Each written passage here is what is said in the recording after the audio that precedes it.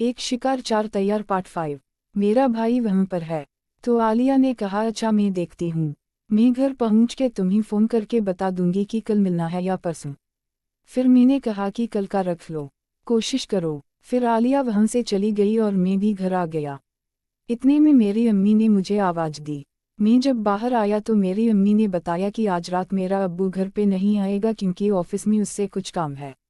मैंने कहा अच्छा ठीक है कोई बात नहीं।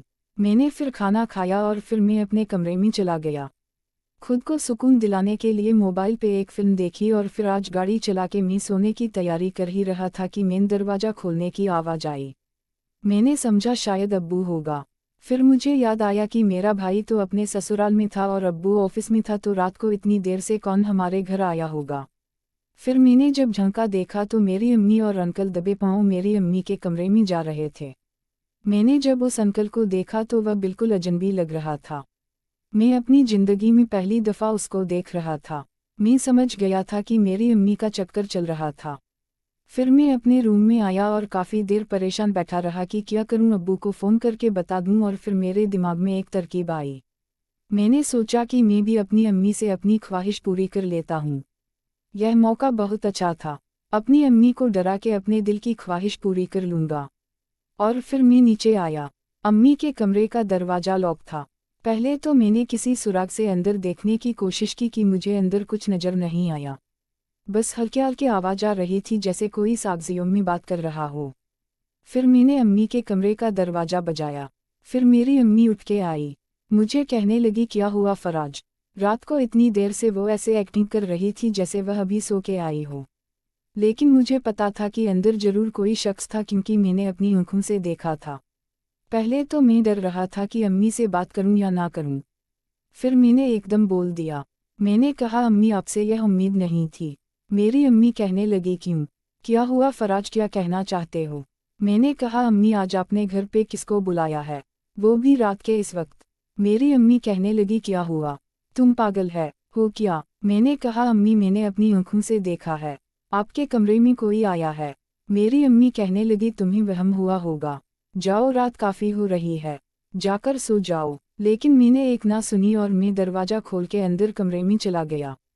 कमरे में देखा तो कोई भी नहीं था। बेड के नीचे भी देखा, वसाम में भी जाकर देखा। मैं बड़ा हैरान हुआ कि यह कैसे हो सकता है। मैंने तो अपनी आँखों से देखा था, कोई तो इस कमरे में गया था। फिर मैंने अम्मी को बुलाया। मैंने कहा अम्मी मैंने अपनी आँखों से देखा है, आप बता दें। मेरी अम्मी कहने लगी आने दो तुम्हारे बाप को, मैं इसको बताती हूँ। यह जो तुमने हरकत की है, अब मैं डर भी रहा था कहीं मेरा वाकई में वहम तो नहीं था।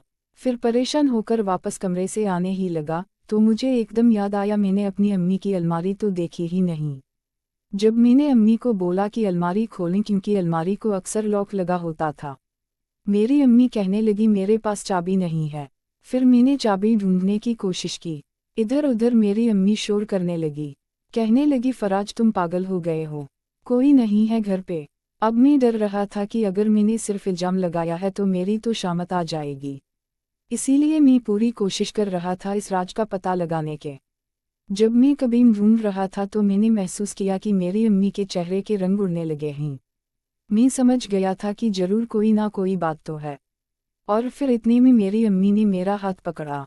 मुझे कहने लगी फराज बैठो, मुझे तुमसे बात करनी है। फिर मैं बैठा। मुझे कहने लगी मुझसे गलती हो गई है।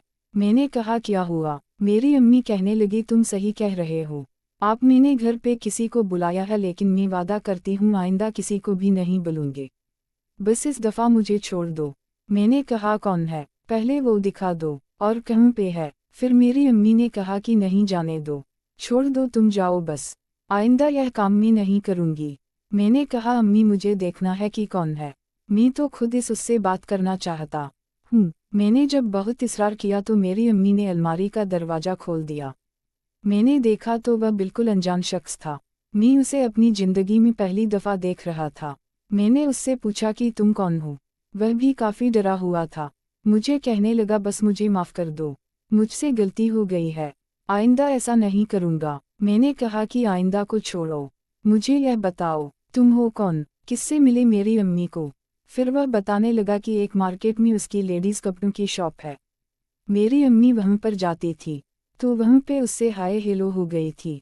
फिर मैंने अम्मी से पूछा तो अम्मी ने कहा उसकी एक दुकान है। तो मैंने कहा कि यह फर्स्ट टाइम मिल रहे हो या इससे पहले भी मिलते रहे हो और कब हेलो हाय हुई।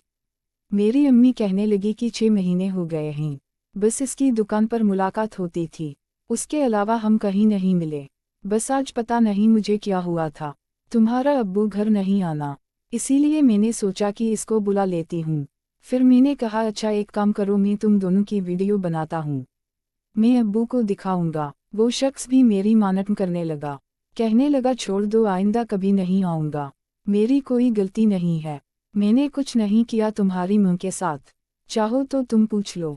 फिर मेरी अम्मी भी कहने लगी हाँ फराज इसने कुछ नहीं किया, तुम बात को क्यों बढ़ा रहे हो, जाने दो ना। बस फिर मैंने मोबाइल जेब से निकाला और उनकी ज़बरदस्ती वीडियो बना ली। वो काफ़ी मना करते रहे, वो शख्स अपना मुंह छुपाता रहा, लेकिन मैं उन दोनों की वीडियो बना ली। मैंने उस शख्स को कहा कि तुम अपना मुझे मोबाइल नंबर दो, मैं कल तुम्हारी दुकान पे आकर तुमसे मिलूंगा, अभी तो मैं तुम्हें छोड़ रहा हूँ लेकिन उसकी कीमत तुम्हें चुकानी पड़ेगी। वो शख्स कहने लगा मुझे हर कीमत, हर तरह की कीमत मंजूर है, क्योंकि वो काफ़ी डरा हुआ था। और फिर मैंने उसका मोबाइल नंबर ले लिया, फिर उसको जाने दिया। फिर मैंने अपनी अम्मी को कहा, मैंने कहा अम्मी अब आप अब्बू को आने दी, मेरे पास सबूत हाथ लग गया है। फिर मेरी अम्मी भी काफ़ी डर गई, कहने लगी छोड़ दो, इस बात को मान तो रही हूँ, मुझसे गलती हो गई है, आइंदा कभी नहीं करूँगी। फिर मैंने कहा मेरी एक शर्त है, आपको वो माननी पड़ेगी। मेरी अम्मी ने समझा कि शायद मैं पैसे मांगूंगा, वह मुझे कहने लगी हाँ बताओ, मुझे मंजूर है। मैंने कहा अम्मी सोच ली, शर्त बहुत बड़ी है और आपने मना नहीं करना।